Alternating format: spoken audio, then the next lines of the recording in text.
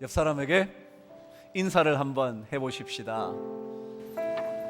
홍해의 마른 땅에 있는 은혜가 있게 되기를 바랍니다. 우리 이청에도 한번 크게 한번 박수로 한번 격려하십시다. 이청에 오신 분들,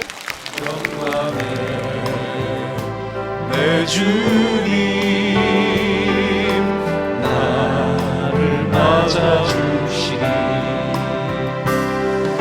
주님 다시 오실 때까지 나는 일어나 달려가리라. 주의 영광 온 땅 덮을 때 나는 일어나 노래하리. 내 사모하는 주님 온 세상 구주시라.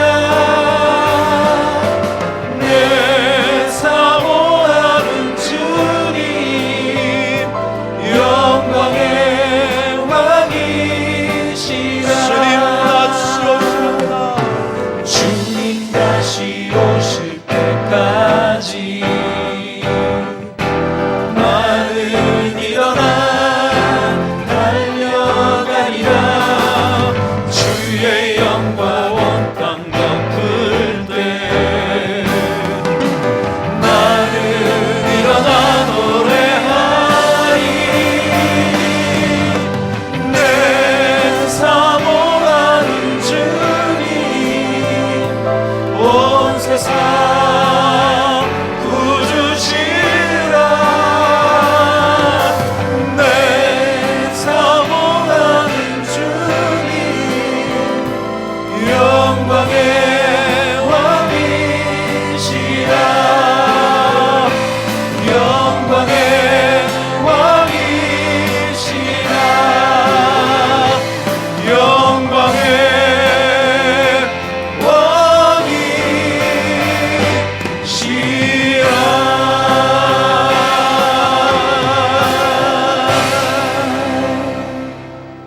하나님 말씀을 읽고 하나님 말씀 묵상하도록 하겠습니다. 출애굽기 14장 10절에서 21절까지 그리고 31절 한 절 더 읽겠습니다. 저와 함께 번갈아 가면서 한번 읽어보시죠. 바로가 가까이 올 때에 이스라엘 자손이 눈을 들어 본즉 애굽 사람들이 자기들 뒤에 이른지라. 이스라엘 자손이 심히 두려워하여 여호와께 부르짖고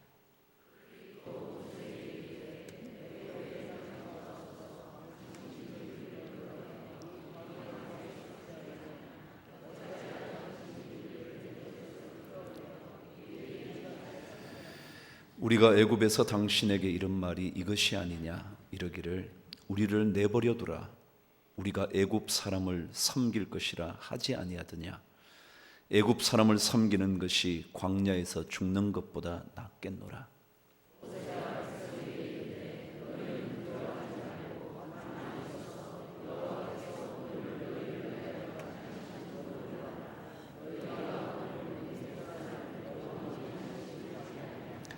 여호와께서 너희를 위하여 싸우시리니 너희는 가만히 있을지어다.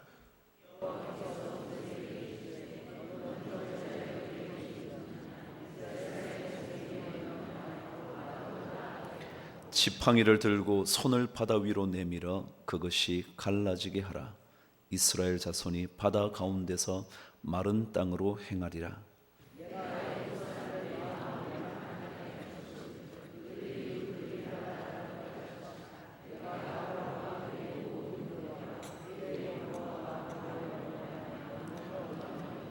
내가 바로와 그의 병거와 마병으로 말미암아 영광을 얻을 때에야 애굽 사람들이 나를 여호와인 줄 알리라 하시더니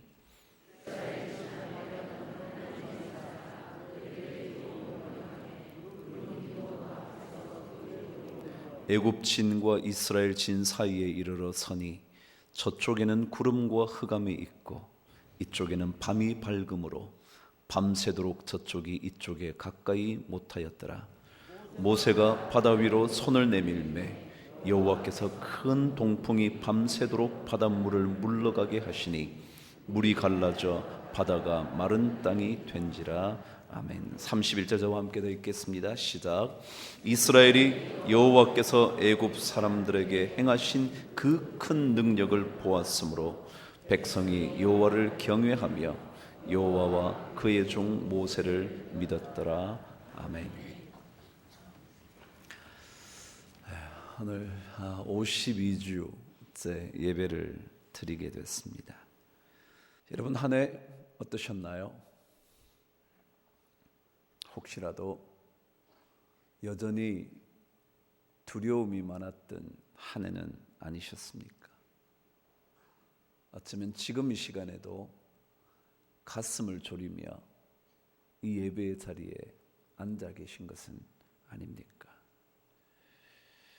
두려움과 근심, 염려와 눈물, 억울하고도 슬픈 사연을 부여잡고 이 자리에 계신 것은 아닙니까?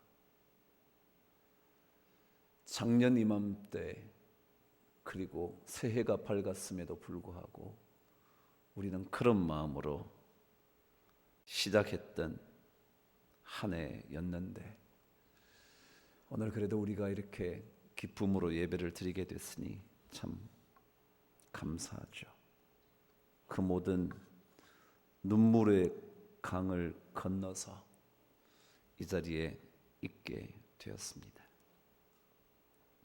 우리 그리스도인들은 근심에 무릎 꿇을 수 없습니다. 염려에 우리 자신이 무너지지 않습니다. 절망 가운데서도 그리스도인들은 피어나는 소망의 꽃이어야 합니다. 그게 예수 믿는 사람입니다. 오늘 말씀은요, 출애굽 역사에서 가장 기억에 남을 만한 사건 하나를 기록하고 있죠. 너무도 잘 아시는 홍해를 건너가게 되는 사건이죠. 노예의 삶을 끝을 내고 새로운 삶이 시작되는 출애굽의 놀라운 역사가 시작된 그 이야기, 얼마나 감격적이었으면 아직까지도 이스라엘 백성들은 이 사건을 얘기할까요? 수천 년이 지나서도 유대인들 자녀들에게 끊임없이 반복하는 그 이야기, 출애굽의 이야기. 아이의 손을 잡고 아내의 손을 부여잡고 부모님을 모시고 출애굽의 역사의 현장에 서게 된 그들의 가슴 속에 얼마나 놀라운 감격이 있었겠습니까? 마치 어쩌면 우리 교회의 역사 같기도 한 그 놀라운 이야기를 오늘 여러분이 듣게 될 겁니다. 그런데 가장 먼저 한 가지 기억해 두셔야 할 것이 있습니다. 여러분, 출애굽이라는 말을 영어로 엑소더스 그러죠? 엑소더스 그러잖아요. 이 단어는 두 개의 단어가 합쳐져 있는 단어입니다. 헬라에서 온 것이었는데 하나는 엑스라는 단어이고 하나는 호도스라는 단어입니다. 엑스라는 단어는 여러분이 아시는데 어디로부터 빠져나오는 이런 뜻입니다. 어디로부터 바깥으로 그런 겁니다. 근데 호도스라는 단어는 뭐냐면 길이라는 단어입니다. 특별히 이 호도스라는 단어는 모든 사람이 다니던 길, 그걸 가리켜 호도스라 그럽니다. 그렇다면 이 단어의 뜻은 모든 사람이 다니는 길로부터 빠져나오는 것, 그것을 엑소더스라고 합니다. 신앙인의 삶은 무엇이냐 하면 모든 사람이 걸어가는 길로부터 빠져나와 하나님께서 보여주시는 길을 걷는 것을 출애굽의 신앙의 길이라 그럽니다. 세상이 가르쳐주는 길이 아닌, 세상이 보여주는 길이 아닌, 세상 사람들이 전부 다 걷고 있는 그 길이 아닌 그 길로부터 빠져나와서 하나님께서 제시하는 그 길을 걷는 것을 가리켜 엑소더스라 그러고, 바로 우리 신앙인의 삶의 모습이 그러한 것을 의미하는 것입니다. 그래서 출애굽의 신앙을 사는 사람들은 더 이상 옛적 삶을 살지 않습니다. 그 옛날 삶이 아무리 안락한 삶이었어도, 아무리 남들 보기에 부러워할 만한 삶이지라도 그 길이 하나님께서 보여주시는 길이 아니라면 그 길로부터 빠져나와 주의 길을 걷는 것입니다. 이것이 출애굽입니다. 주님 길을 걷기 시작한 인생. 그런데 출애굽의 놀라운 역사가 시작된 첫 걸음부터 무언가 삐걱거리기 시작합니다. 아니, 무언가 정도가 아니라 총체적인 혼돈이 눈앞에 펼쳐집니다. 바로 홍해입니다. 이제 겨우 애굽을 빠져나와 하나님의 보여주시는 길을 걷기 시작했는데 우리 눈앞에 거대한 홍해가 삼킬 듯 입을 벌리고 있는 겁니다. 출애굽의 인생을 살기 시작하자마자 난관이 닥쳐온 겁니다. 어떻게 하시겠습니까? 그럼 돌아가시겠습니까? 되돌아 그곳으로 다시 한번 애굽의 노예의 인생을 사시겠습니까? 출애굽의 신앙이 이미 시작됐는데 되돌아갈 수는 없지 않겠습니까? 이미 그곳으로 되돌아갈 모든 삶의 터전은 사라져버리지 않았습니까? 아니, 이미 애굽의 군대가 바로 뒤까지 쫓아왔는데 어떻게 되돌아가겠습니까? 여러분, 이런 인생이 신앙인의 삶의 현실입니다. 모든 사람들이 걷는 길에서 빠져나와 하나님의 길을 걷기 시작한 인생이 겪게 되는 삶의 진정한 모습입니다. 그러나 그 현실의 길을 포기하지 않고 걸어가는 것, 그것이 하나님께서 영광 받으시는 삶의 길 같습니다. 그렇다면 여러분, 어떻게 그 길을 걸으시겠습니까? 주의 길을 걷기로 결정하고 세상의 길을 포기한 여러분과 저의 인생 앞에 홍해가 가로막고 있는데 여러분, 어떻게 그 홍해를 걸어가시겠습니까? 홍해가 가로막는 출애굽의 이 길을 어떻게 걸어가야 하나님을 영화롭게, 그리고 세상을 아름답게 바꾸는 출애굽의 인생 될 수 있겠습니까? 오늘 저는 여러분과 말씀을 통해서 한번 확인해 보죠. 저와 함께 10절을 읽겠습니다. 시작. 바로가 가까이 올 때에 이스라엘 자손이 눈을 들어 본즉 애굽 사람들이 자기들 뒤에 이른지라 이스라엘 자손이 심히 두려워하여 여호와께 부르짖고. 그래요, 정답은 언제나 간단합니다. 가는 과정은 힘들지 모르지만 정답은 의외로 단순합니다. 출애굽의 인생을 사는 사람들은 두려움의 시기에 하나님을 찾아야 한다는 겁니다. 두려움이 몰려오는 그 순간은 하나님을 만나는 순간입니다. 출애굽의 인생은 홍해를 바로 눈앞에 두고, 홍해라는 거대한 적을 바로 눈앞에 두고 바로의 군대가 우리 뒤따라 오고 있는 것을 보면서도 하나님을 찾는 겁니다. 신앙인들은 두려움이 엄습할 때마다 하나님을 바라보는 사람들입니다. 두려울 때일수록, 홍해가 앞을 가로막을수록, 뒤로 돌아갈 수도 없는 때일수록 하나님을 만나 보아야 합니다. 그래야 모든 사람들이 걸어가는 그 길로부터 빠져나올 수가 있습니다. 여러분, 사사기를 읽어보시면 사사기의 역사는 한결같습니다. 모든 족속들의 공격을 받을 때마다 그들이 하나님께 부르짖습니다. 그때 하나님은 피할 길을 열어주십니다. 사사기 어디든지 펴보십시오. 그들이 다른 민족 족속으로 인하여 고통을 받을 때 하나님께 부르짖었더라. 그것이 지속적으로 반복됩니다. 사실 출애굽도 고통 속에서 부르짖을 때 하나님께서 그 고통의 기도 신음 소리를 들으시고 열어주신 사건이 출애굽 아닙니까? 그러니까 고통 중에 그리스도인들은 하나님을 부르는 겁니다. 거대한 장애물을 만날수록 하나님께 부르짖어야 출애굽의 역사는 계속 쓰여질 것이고 그것을 통하여 하나님은 영광을 얻으시게 될 겁니다. 다윗, 엘리야, 그 어느 누구든지 신앙의 선조들의 길을 보십시오. 고통 중에 그들은 전부 다 하나님을 부릅니다. 야곱을 보십시오. 하나님을 부르지 않습니까? 이스라엘 민족을 보십시오. 하나님의 백성으로 살아가는 사람들은 두려운 순간일수록 하나님을 찾아보는 겁니다. 바로의 군대를 보지만 그들을 쳐다보는 것이 아니라 오히려 하나님을 쳐다보는 것입니다. 왜요? 왜 그래야 되죠? 오늘 성경은 그 이유를 분명하게 가르쳐 줍니다. 16절 저와 함께 읽겠습니다. 시작. 지팡이를 들고 바다 위로 내밀어 그것이 갈라지게 하라. 이스라엘 자손이 바다 가운데서 마른 땅으로 행하게 될 것이기 때문에.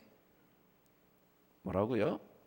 부르짖으면, 인생의 홍해를 앞두고 하나님을 찾으면 그 깊은 홍해에도 우리가 걸어갈 수 있는 마른 땅이 있다는 것을 알게 되기 때문에 그렇습니다. 하나님을 부르짖으면 우리 인생의 홍해 그 밑바닥에 우리가 걸어갈 수 있는 마른 땅이 반드시 있다는 것, 그것을 볼 수 있기 때문에 우리는 하나님을 부르짖어야 합니다. 여러분, 홍해는 물이 있는 곳만이 아닙니다. 그 홍해 넘실대는 물 그 바닥에는 마른 땅이 기다리고 있습니다. 그 마른 땅을 걸어가려면 그리스도인들은, 출애굽의 인생을 사는 사람들은 반드시 하나님을 찾아야 합니다. 사도 바울의 말대로 하나님을 찾으면 그분께서 피할 길을 내사 능히 감당하게 하실 겁니다. 그게 신앙 삶입니다. 홍해로 두려울 때는 그 아래에 놓여 있는 마른 땅을 볼 수 있는 영적인 눈이 열려야 합니다. 그 눈이 필요합니다. 그 눈을 가지려면 하나님을 찾아야 합니다. 하나님께 부르짖어야 합니다. 그러면 그때 눈이 열립니다. 홍해만 보이는 것이 아니라 홍해 아래에 있는 걸어갈 땅이 보이는 겁니다. 하나님은 그를 찾는 자들에게 반드시 좋은 것을 주십니다. 그분은 예비하고 계시는 분이십니다. 만일 우리가 눈을 열기만 하면 하나님의 불병거와 그 불말을 볼 수 있게 되고, 홍해 저 밑바닥에 마른 땅을 우리는 바라볼 수 있게 됩니다. 여러분, 홍해가 입을 벌리거든 하나님의 마른 땅을 볼 수 있는 시기가 된 것을 꼭 기억하십시오.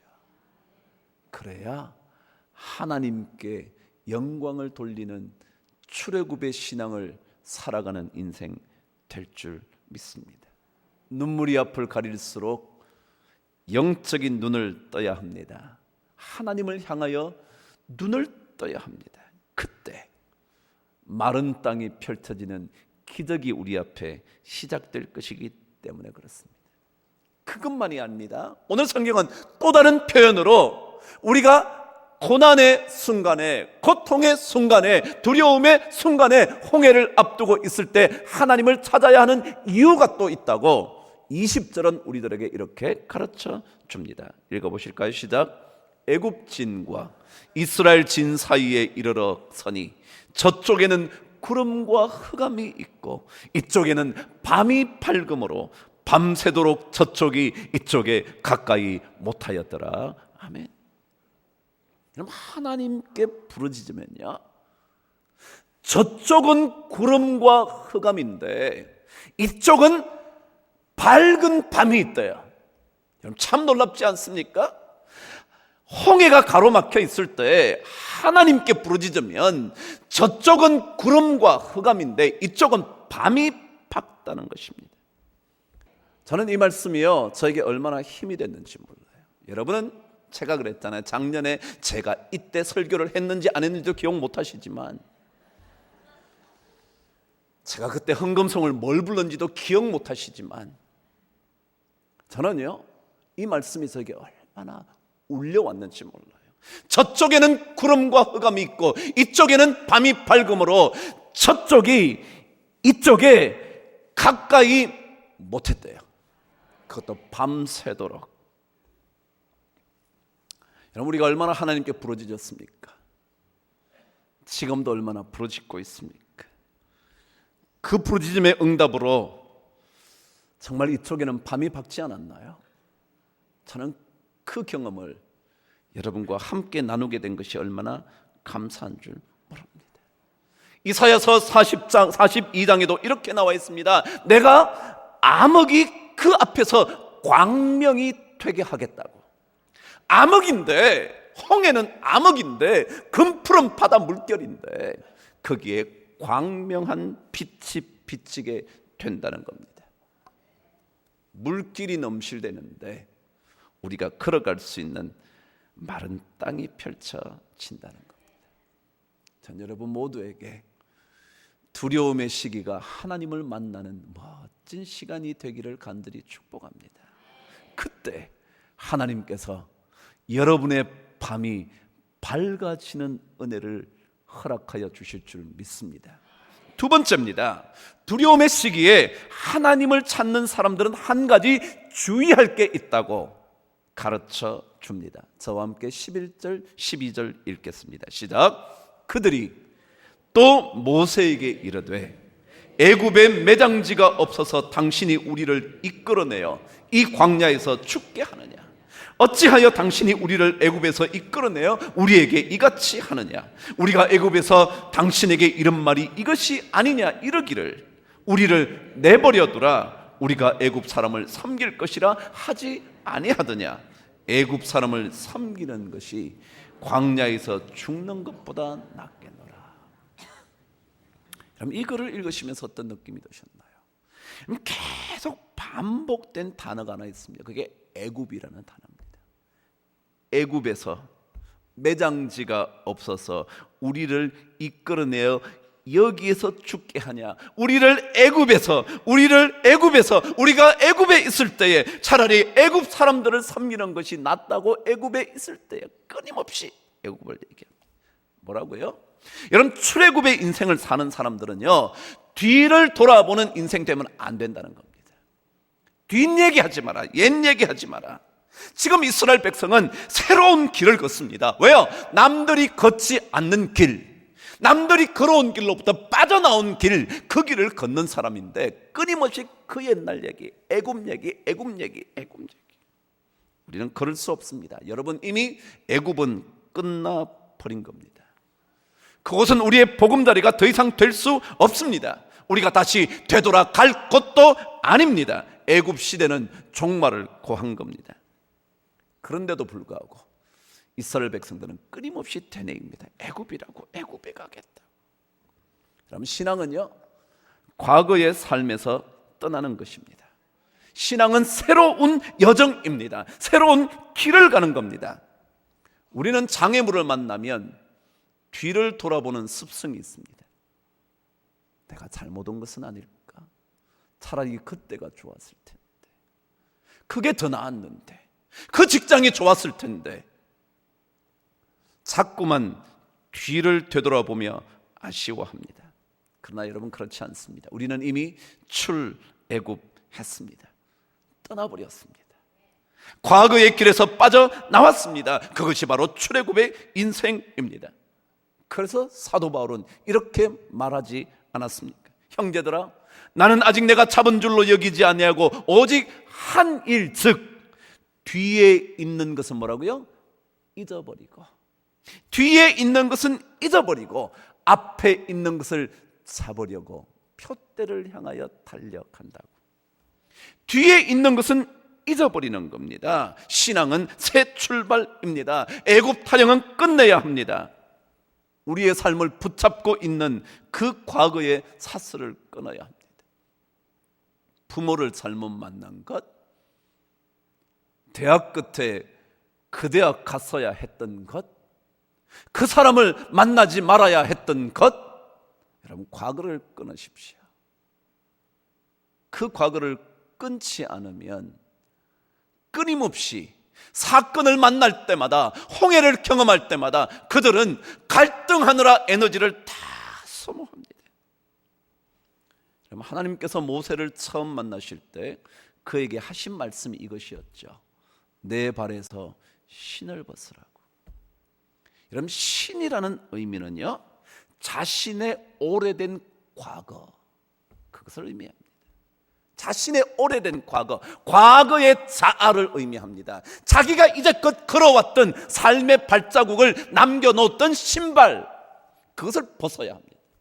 그것을 벗어야 하나님의 길을 새롭게 걸어갈 수가 있습니다. 여러분, 2015년 마지막 주일이거든요. 여러분, 과거를 더 이상 되돌아보지 마셔야 합니다. 신앙은 그런 거 아닙니다. 신앙은 주님께서 보여주시는 새로운 길을 걷는 겁니다. 베드로에게 주님께서 나타나셔서 하셨던 말씀이 뭐였죠? 한 마리의 고기도 잡지 못한 그 밤을 지샌 베드로에게 하신 말씀이 뭐죠? 깊은 데로 가서 그물을 내려 고기를 잡으라 그랬어요. 여기 깊은 곳이 무슨 뜻이냐 하면, 깊은 곳은요, 이 해변으로부터 떨어져 나와서 깊은 곳, 그런 뜻입니다. 해변으로부터 떨어져 나왔던 거예요. 그게 뭐냐면 이제껏 자기가 늘 해왔던 그 곳, 고기를 잡을 때마다 늘 해왔던 그 자리를 빠져나와 더 깊은 곳으로 가야 한다고. 가보지 않은 곳으로. 그게 신앙입니다. 옛날 얘기는 이제 끝내십시오. 그 사람이 아니었으면 우리는 이러지 않았을 텐데, 우리 엄마 아빠 이러지만 않았어도 난 이렇게 되지 않았을 텐데, 그런 얘기 끝내십시오. 아프게 한 과거가 있습니까? 상처만 남기고 떠난 과거가 있습니까? 오히려 그때가 나았다고 생각하는 과거가 혹시라도 있습니까? 아무리 그렇다 할지라도 그 모든 과거 애굽 이야기는 끝을 내야 합니다. 그래야 출애굽의 이야기가 펼쳐지기 때문에 그렇습니다. 여러분, 하나님의 놀라운 기적을 기대하시면서 여러분, 과거를 떠나 하나님께서 보여주시는 그 길을 걸어가시는 은혜가 있게 되기를 간절히 축복합니다. 자, 사실 하나님을 부르짖어야 하는 가장 큰 이유는요, 결국 오늘 성경 13절 14절에 기록되어 있습니다. 읽어보겠습니다. 시작. 모세가 백성에게 이르되 너희는 두려워하지 말고 가만히 서서 여호와께서 오늘 너희를 위하여 행하시는 구원을 보라.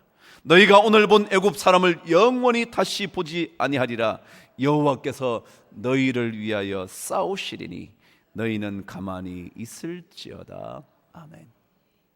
우리가 하나님을 찾아야 하는 이유는요, 하나님께 부르짖는 사람들을 위하여 하나님은 싸우시는 분이기 때문에 그렇습니다. 하나님께 부르짖는 사람을 위하여 하나님은 싸워주시는 분, 싸우시면서 구원을 베풀어 주실 분이시기 때문에 그렇습니다. 스바냐의 노래처럼 그는 구원을 베푸실 전능자시라고. 그래서 스바냐는 그 놀라운 고백 앞에 이렇게 얘기를 했죠. 두려워하지 말라고, 그리고 내 손을 늘어뜨리지 말라고. 그러면 하나님께서 전능하신 구원의 팔을 펼쳐 주실 것이라고. 하나님은 하나님을 바라보는 사람들에게 구원을 베푸시는 전능자이십니다. 하나님께 맡기면 하나님은 책임지십니다. 하나님을 바라보면 하나님은 움직이시기 시작합니다. 하나님께 달려가면 그분은 피난처가 되시고 그분은 강한 성루가 되어 주십니다. 20절 말씀대로 밤새도록 저쪽이 이쪽이 가까이 하지 못하게 될 것입니다. 하나님께 부르짖으십시오. 과거를 떠나보내시고 하나님의 놀랍고도 놀라운 역사가 펼쳐지도록 기대하십시오. 오늘 성경을 말씀을 맺습니다. 모세가 드디어 홍해를 향하여 지팡이를 듭니다. 그런데 여러분, 성경은 이렇게 기록을 합니다. 저와 함께 말씀을 읽겠습니다. 저와 함께 말씀을 읽습니다. 14장 21절 시작. 모세가 바다 위로 손을 내밀매 여호와께서 큰 동풍이 밤새도록 바닷물을 물러가게 하시니 물이 갈라져 바다가 마른 땅이 된지라. 그래서 여러분, 모세가 손을 들었죠? 지팡이를 들었죠? 그런데요, 모세가 지팡이를 들면서 갈라진 게 아니고요, 모세가 지팡이를 든 손을 들었더니 누가요? 여호와께서 동풍을 불게 하셔서 갈라놓은 거예요. 우리가 할 일 있죠. 손을 드는 거예요. 그렇지만 누가 한다고요? 하나님이 하세요. 하나님의 사자가 그 일을 하세요. 그래서 우리는 하나님을 만나야 돼요. 모세를 만나는 것도 중요하지만요, 하나님을 만나야 돼요. 왜냐하면 그분이 구원을 베푸시는 분이거든요. 우리는 그분의 도구에 불과하거든요. 저는 2016년 정말 하나님께서 우리를 향하여 더 놀라운 구원을 베푸실 수 있도록 하나님께 부르짖는 인생 되는 놀라운 은혜가 우리 모두에게 넘치게 되기를 주의 이름으로 축복합니다.